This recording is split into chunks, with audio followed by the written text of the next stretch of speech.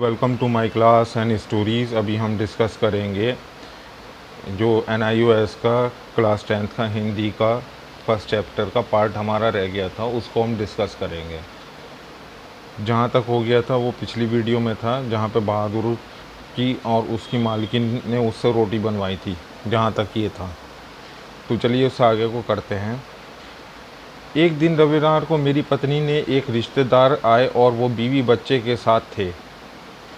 अपने किसी खास संबंधी के यहाँ वो आए थे और तो यहाँ भी भेंट मुलाकात करने के लिए चले आए। घर में बड़ी चहल पहल मच गई और मैं बाज़ार से राहू मछली और देहरादूनी चावल ले आया। नाश्ते पानी के बाद बातों में जलेबी छनने लगी और इसी समय एक घटना हो गई। अचानक से रिश्तेदार की पत्नी नीचे फर्श पर झुककर देखने लगी। फिर उसने चारपाई के अंदर झांक कर देखा।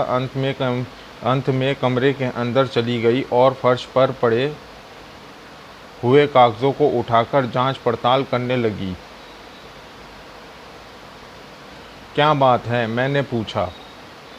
रिश्तेदार की पत्नी ने ज़बरदस्ती मुस्कुराकर मजबूरी में सिर हिलाते हुए बोली, बताए 11 रुपये साड़ी के खूट से निकलकर यहाँ चारपाई पर रखे थे, पर वे मिल नहीं रहे। आप ठीक याद है ना? हाँ हाँ, खूब अच्छी तरह याद है। ये दे रुपये मैंने खूट के में बांध कर रखे थे। रिक्शे वाले को देने के लिए खूट खोल लिया ही था, फिर वे रुपये चारपाई पर रख दिए थे कि 4 रुपये की मिठाई मंगा लूँगी और कुछ बच्चों के हाथ पर रख दूँगी। रास्ते में कोई ढंग से दुकान नहीं मिली थी, लेकिन नहीं तो उधर से ही ले आती। किसी को यहाँ खाली हाथ जाने से अच्छा नहीं लगता। बताइए, अब तो मैं कहीं की न रही। फिर मेरी और मुस्कुराई और धीमे से स्वर में कहा था कि ज़रा उससे पूछिए ना, वह इधर आया था। कुछ देर तक वह यहाँ खड़ा रहा, फिर तेज़ी से बाहर चला गया। अरे नहीं, वह ऐसा नहीं है, मैंने कहा। उसके मालिक ने कहा।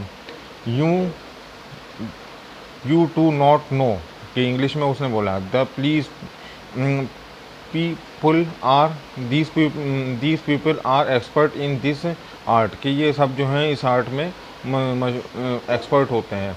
रिश्तेदार ने कहा। मैंने बहादुर की ओर तिरछी दृष्टि से देखा और वह सिर झुकाकर